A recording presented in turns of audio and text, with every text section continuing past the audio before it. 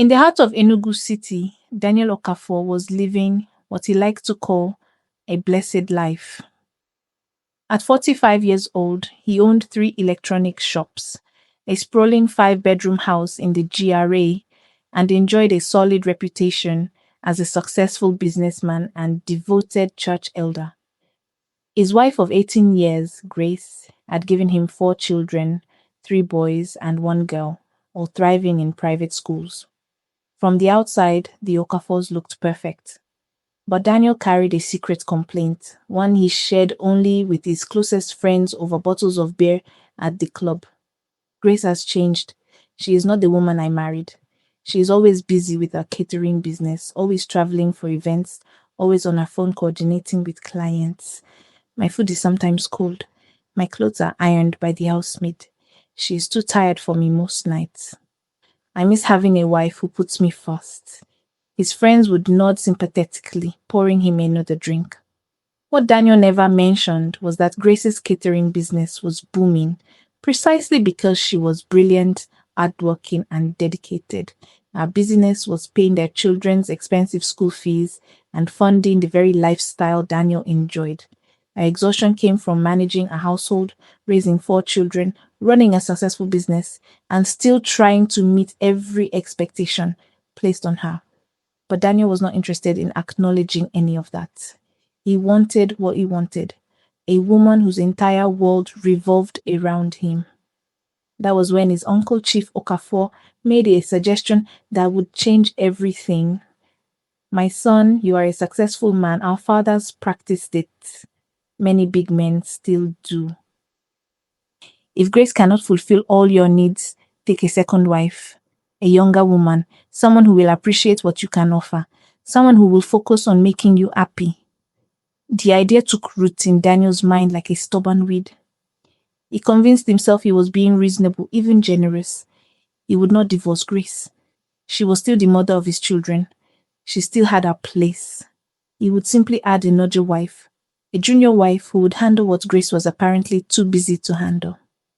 When Daniel first mentioned the idea to Grace, she thought he was joking. When she realized he was serious, she laughed bitterly. Grace, Daniel, are you out of your mind?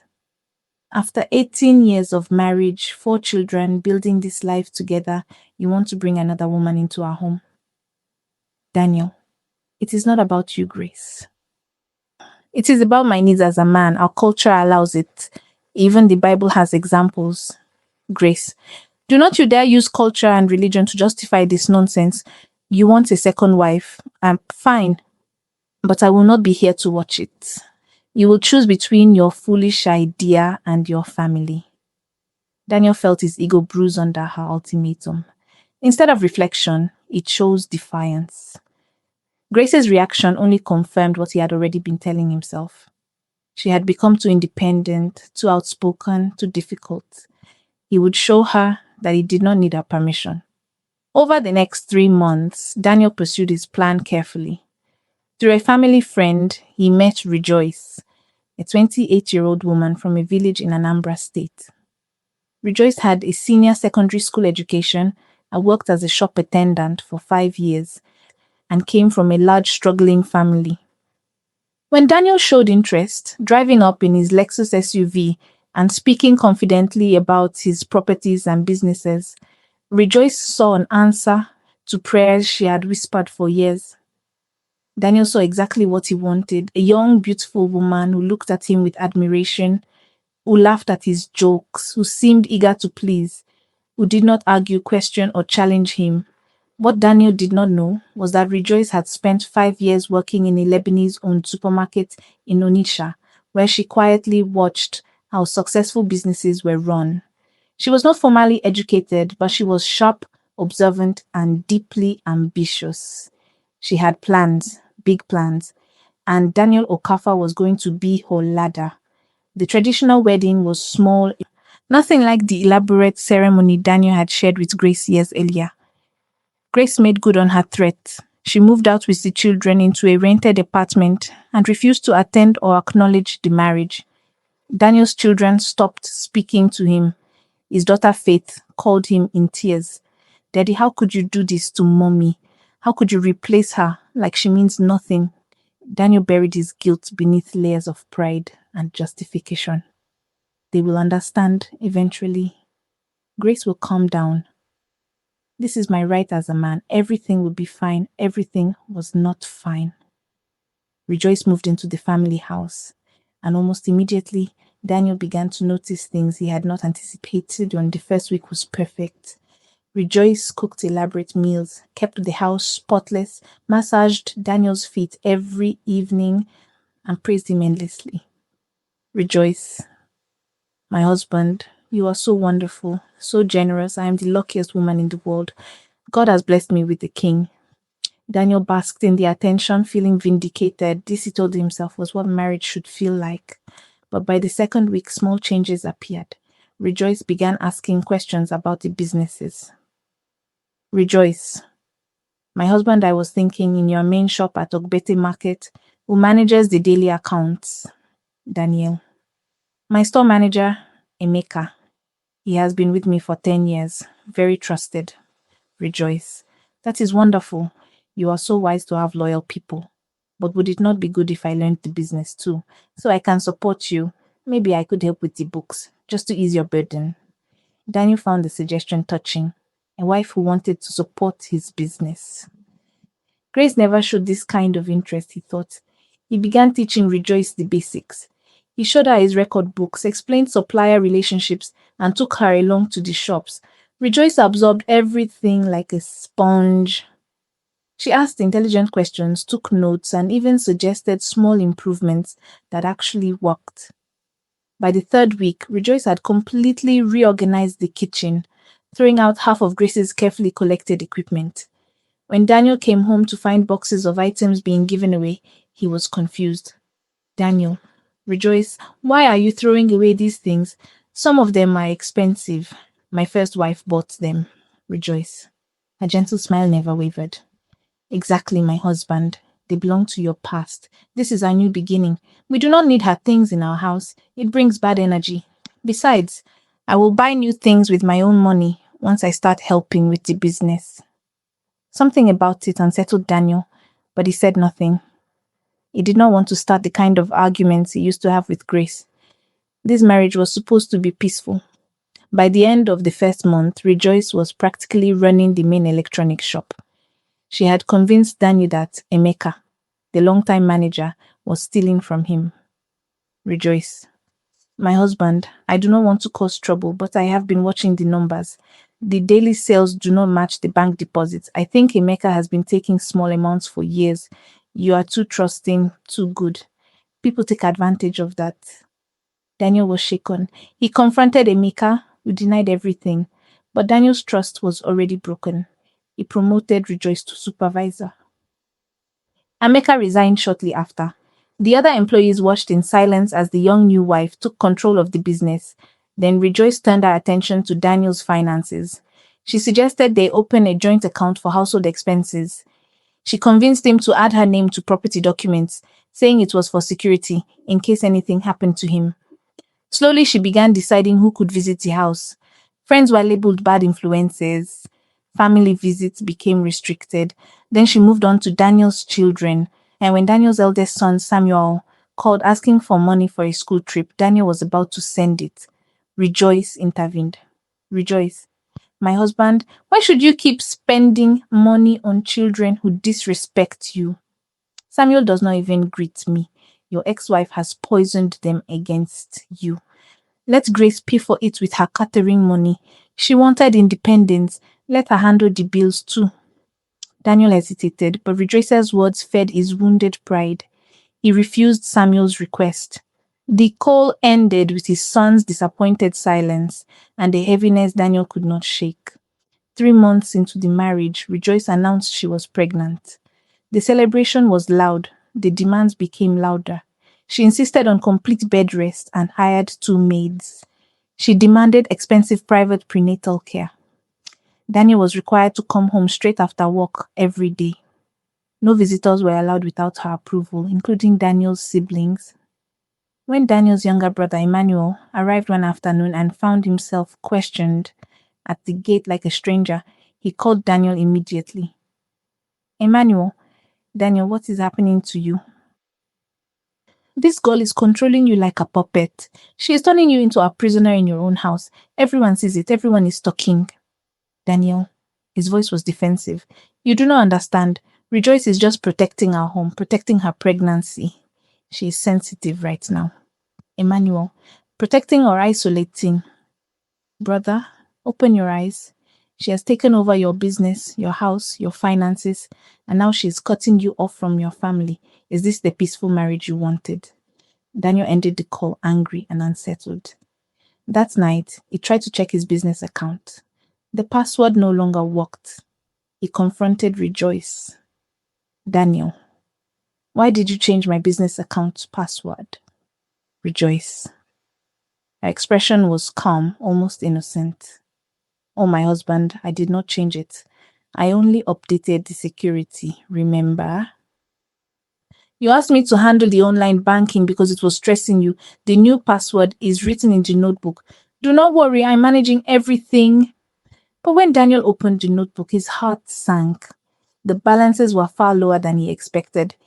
When he asked about the discrepancies, Rejoice had explanations for everything.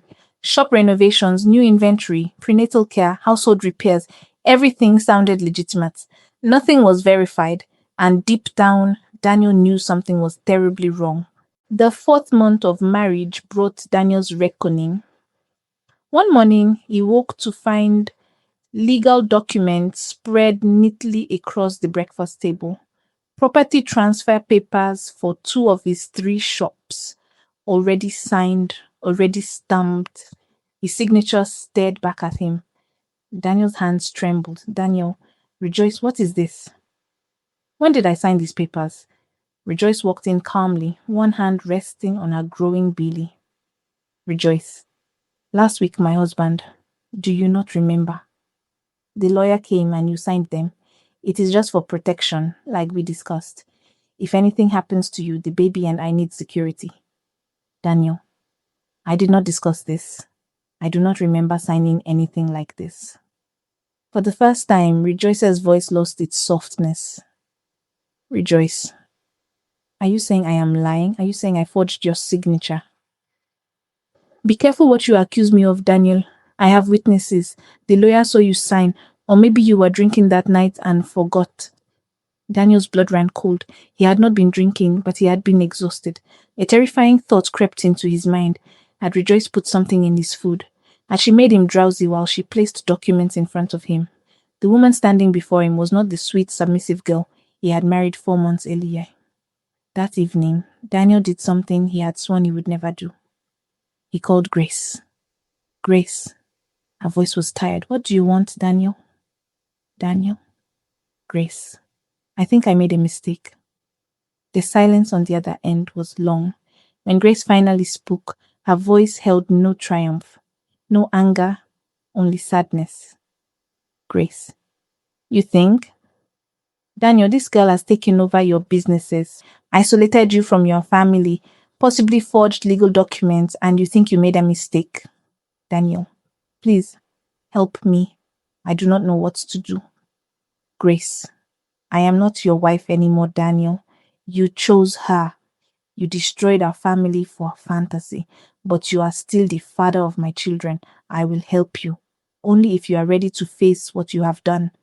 Grace contacted a lawyer friend. After reviewing Daniel's situation, the verdict was devastating. Rejoice had systematically transferred assets, emptied accounts, and created legal documentation that would be extremely difficult to challenge. Because Daniel had willingly added her name to everything, proving coercion would be nearly impossible. The lawyer's advice was blunt. You need to act fast before she transfers everything and disappears. Daniel's eyes finally opened. He hired a private investigator. What they uncovered shattered him. Rejoice was not innocent. She had been married before, briefly, to an older businessman in Onitsha who had died under suspicious circumstances, and his family was still fighting her in court over properties she claimed after his death. She had a pattern: target successful middle-aged men, present herself as the submissive younger wife, then quietly strip them of everything. Daniel Okafor had been her latest target. With Grace's help, Daniel moved quickly. They gathered evidence, documented suspicious transactions, filed legal complaints for fraud, forgery, and theft. Bank accounts were frozen. Court injunctions blocked further transfers. When the police arrived to arrest Rejoice, she was attempting to leave the country.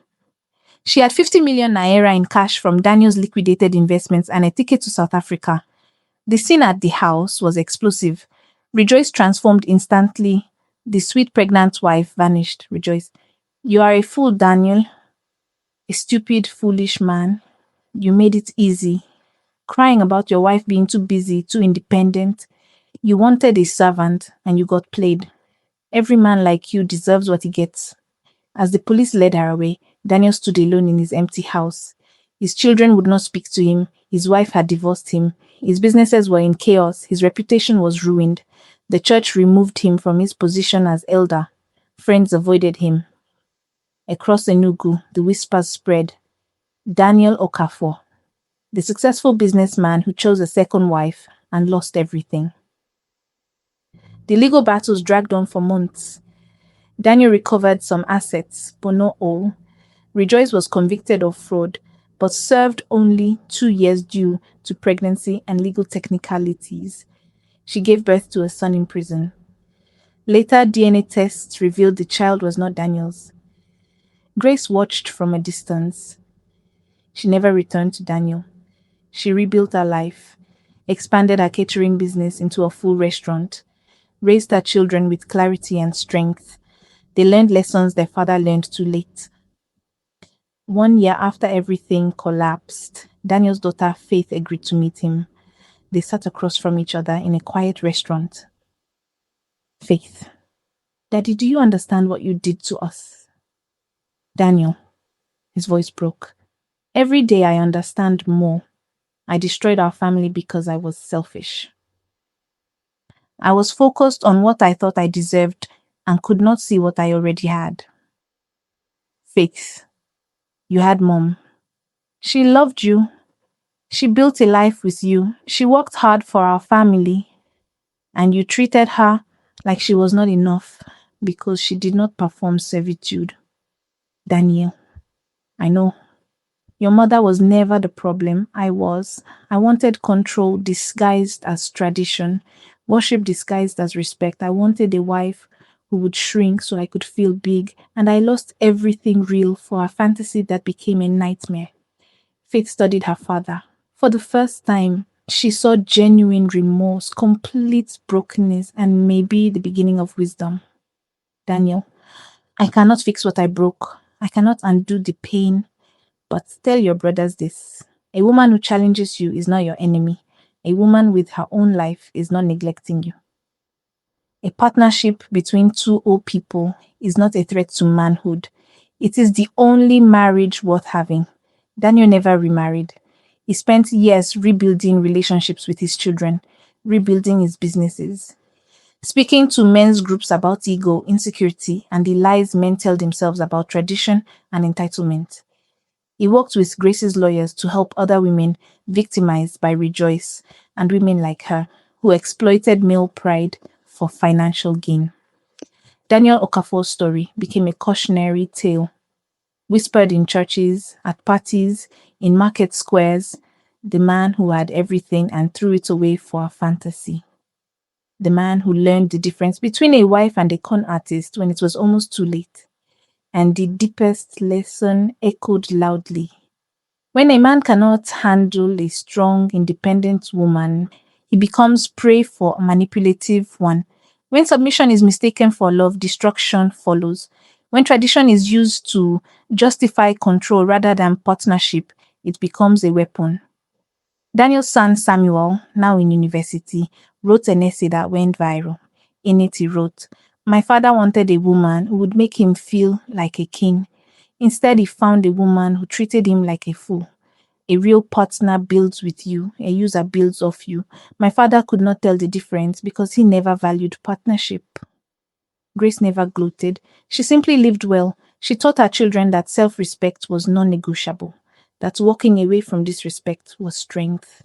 and that a woman did not need a man who could not see her value. Years later, Daniel encountered the widow of Rejoice's first victim at a court hearing. Widow, you survived her. Many do not. Some men never recover. Daniel, how did you recover? Widow, I learned this. The woman who destroyed my husband did not create his weakness. She exploited it. When you build your life on controlling others, you lose the ability to protect yourself. Those words stayed with Daniel. Rejoice was not the lesson, she was the consequence. The lesson was grace.